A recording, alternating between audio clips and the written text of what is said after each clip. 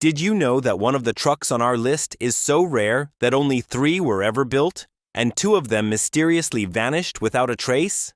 This automotive unicorn wasn't just a concept, it actually made it to production before disappearing into the shadows of history. And it's not the only one. In this video, you'll discover the 13 most incredibly rare trucks that most people have never laid eyes on. From limited production runs to experimental prototypes that escaped the crusher, these are the forgotten legends of truck history. Number 1. 1957 Dodge Sweeptside. In 1957, Dodge was desperate to compete with Ford and Chevy's stylish pickups, but lacked the budget for a complete redesign. Their solution was the Sweeptside, a truck cobbled together using rear fenders from their station wagons. With its distinctive swept styling and two-tone paint, it looked unlike anything else on the road. Despite its visual appeal, the Sweeptside was a commercial failure, with fewer than 1,200 units sold over its 3-year production run. The high price tag, nearly 20% more than standard Dodge pickups, killed its chances in the market. Today, finding one is like discovering buried treasure. A fully restored Sweeptside can fetch upwards of $70,000 at auction, a staggering amount for a truck that was once considered a desperate stopgap measure. Number 2. 1983 Dodge Rampage. The early 1980s brought a fuel crisis that had Americans abandoning their gas-guzzling trucks. Dodge's answer was the Rampage, a car-based pickup built on the Omni platform. This front-wheel drive oddity combined the handling of a compact car with a small but useful truck bed. Powered by a modest 2.2-liter engine producing just 96 horsepower, it wasn't winning any races, but it could achieve an impressive 30 miles per gallon, unheard of for a pickup at the time. Dodge built around 37,000 units over 3 years before discontinuing the model. What makes the Rampage truly rare today isn't just low production numbers, but the fact that most rusted away or were simply driven until they died. The sporty 1984 California Direct Connection Edition is especially elusive, with experts estimating fewer than 20 survive today. Finding one in good condition has become a holy grail for Mopar enthusiasts. Number 3. 1978 to 1979 Dodge Lil Red Express. Imagine a time when trucks were work vehicles, not luxury status symbols. Now picture Dodge thumbing its nose at this convention by creating the world's fastest production vehicle in 1978 and making it a pickup truck. The Lil Red Express was Dodge's middle finger to emissions regulations that were choking the muscle car era. Engineers found a loophole allowing pickup trucks to bypass certain restrictions, and they exploited it masterfully. With its Police Interceptor 360 V8 engine, no catalytic converters, and functional chrome stacks rising behind the cab, the Lil Red Express could sprint from 0 to 100 miles per hour faster than a Ferrari. Only 2,188 were built in 1978, with another 5,118 following in 1979. What makes this truck truly extraordinary wasn't just its performance, but its audacity. A bright red performance truck with gold graphics at a time when trucks were supposed to be purely utilitarian.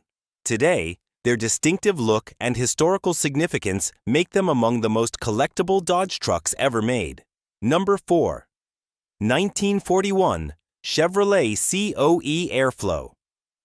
Before aerodynamics was a buzzword, the 1941 Chevrolet COE cab over-engine airflow was turning heads with its streamlined design that looked decades ahead of its time.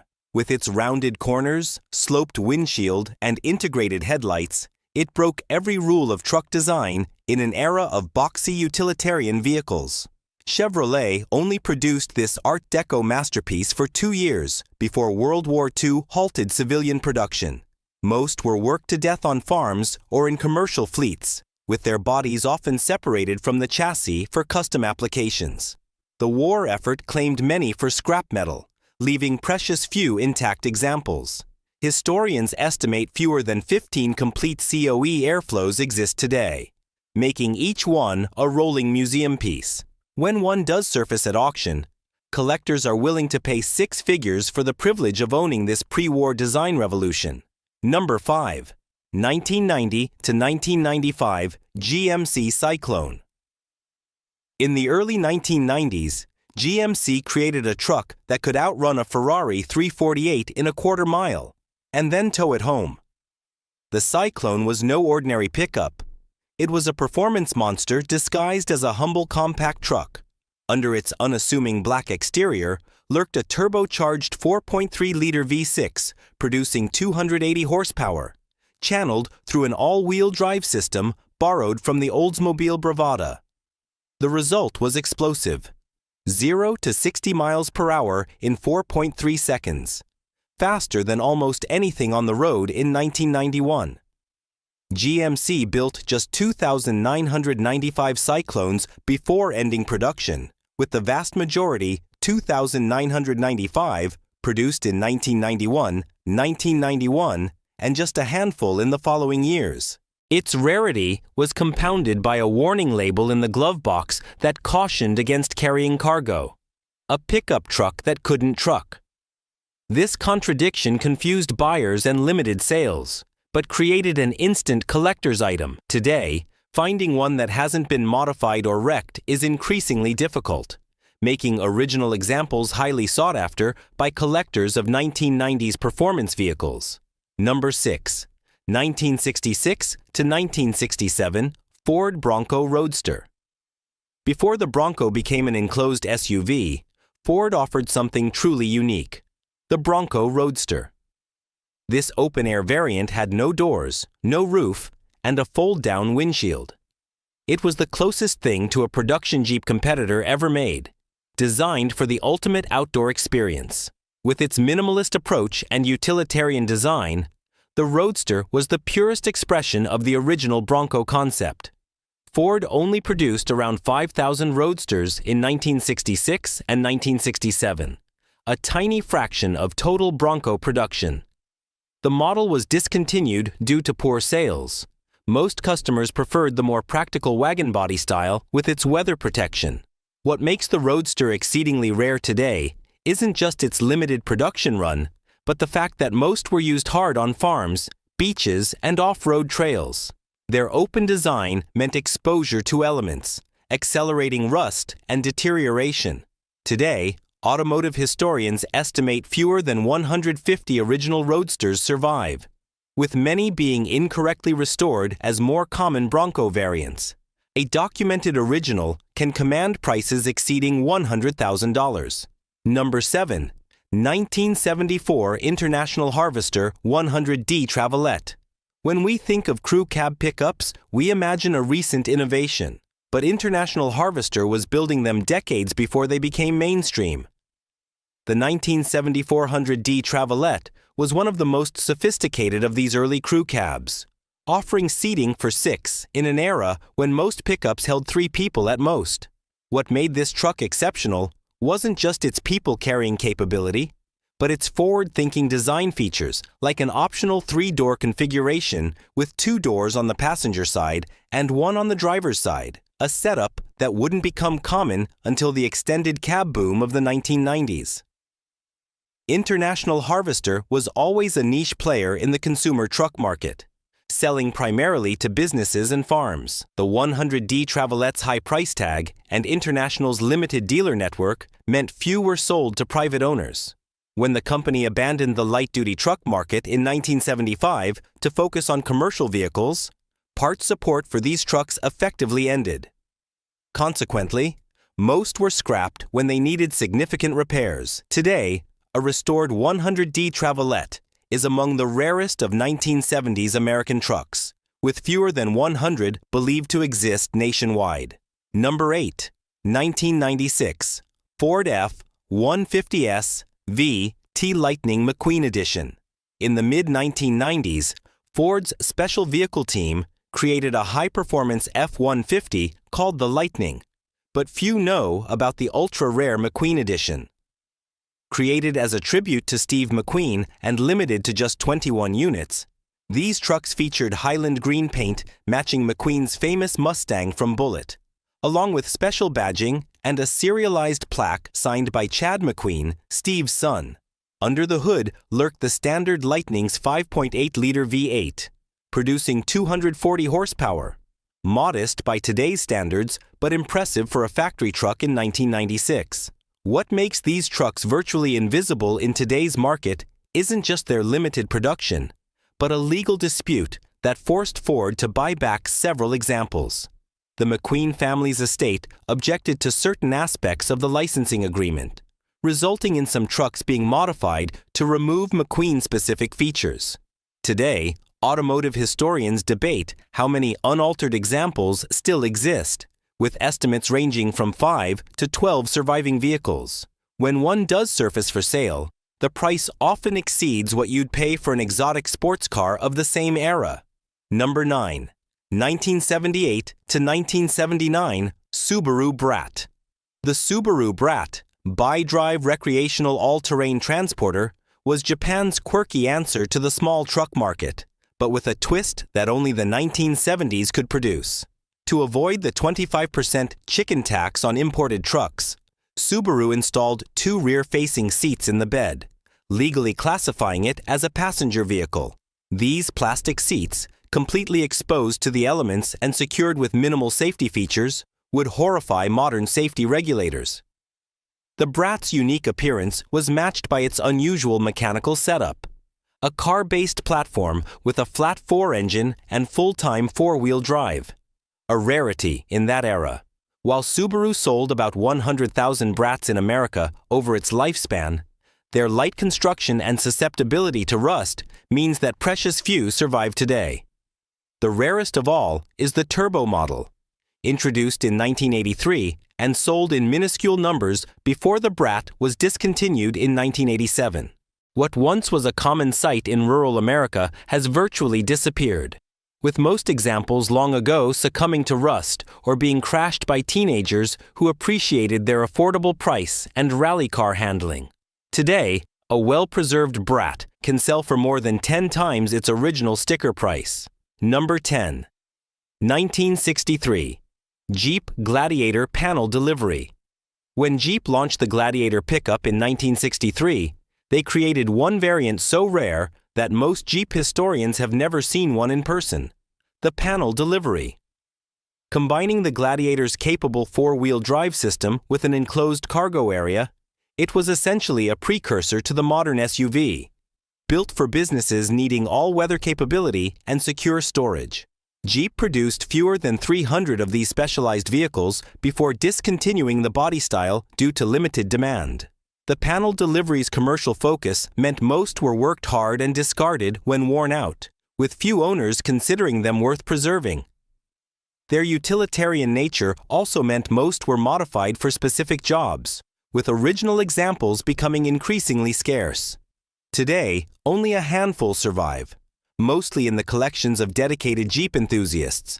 What makes this truck particularly significant is that it represents an evolutionary dead end in Jeep's history. A concept the company wouldn't revisit until decades later with the Cherokee and Grand Cherokee SUVs. Number 11. 1957 Willys FC150 Forward Control.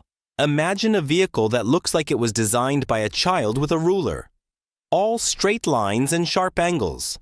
That's the Willys FC150, one of the strangest production trucks ever to hit American roads. This cab-over-engine design placed the driver directly above the front axle, creating a truck with a tiny footprint but impressive cargo capacity. With its snub-nosed profile and near-vertical windshield, the FC150 looked like nothing else on the road in 1957. Willys' later Kaiser Jeep marketed these oddities to farmers, utility companies, and businesses needing maneuverability in tight spaces. Despite their practical advantages, the FC series never caught on with mainstream buyers, who found the design too bizarre and the driving position too unnerving. Production totaled around 30,000 units across all FC models, but their work-focused purpose meant most were used up and discarded. The FC150's unusual proportions also made it difficult to restore, with many parts unique to this model and long out of production. Today, a fully restored example is a showstopper at any car meet, with values steadily climbing as collectors recognize their historical significance and unique character. Number 12. 1979 International Harvester Scout SS2.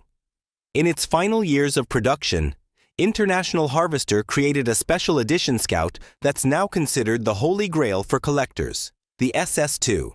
Limited to just 837 examples in 1979, this performance-focused Scout featured a blacked-out exterior, special decals, and the potent 345 cubic inch V8 engine. What makes these vehicles particularly special was their timing. Arriving just as International Harvester was experiencing a financial crisis that would soon force them to abandon the consumer vehicle market entirely. The SS2 represented the last hurrah of International's recreational vehicle program, a glimpse of what might have been had the company weathered its financial storm. Most SS2s were sold in the Midwest and Southwest, where their rust-prone bodies had at least some chance of survival.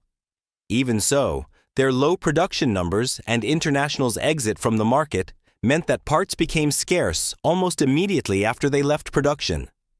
Finding an untouched original example today is nearly impossible, with many experts believing fewer than 100 survive in any condition. Those that remain have seen their values skyrocket, with pristine examples fetching prices comparable to exotic sports cars of the same era. Number 13. 1989 Dakota Sport Convertible. Imagine pitching this idea today. Let's take a pickup truck, cut the roof off, and sell it as a convertible. You'd be laughed out of the room, but in 1989, Dodge actually did it, creating the only production convertible pickup of the modern era. The Dakota Sport Convertible was the brainchild of ASC American Sunroof Company and Dodge, who saw an opportunity to create something entirely unique in the market. With its manual top and removable rear window, it offered an open-air experience unlike anything else on the road.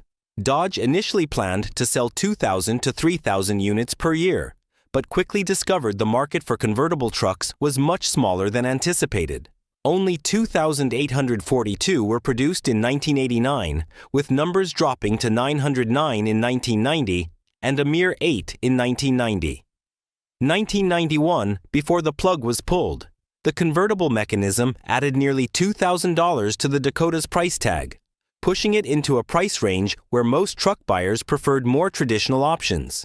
Today, these automotive oddities have developed a dedicated following, with the Dakota Convertible Club tracking surviving examples.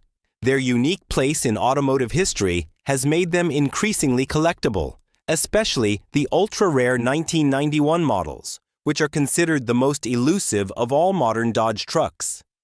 These forgotten legends weren't just rare when new. Time has made them nearly extinct. Each one tells a story of automotive innovation, market miscalculation, or bold experimentation. From design dead ends to concepts ahead of their time, these trucks represent the road less traveled in automotive history. But the story doesn't end here. Surely you have your own sightings of rare trucks that made you do a double take? Tell us in the comments which unusual truck you've spotted in the wild. Don't forget to subscribe, and we'll see you in the next video.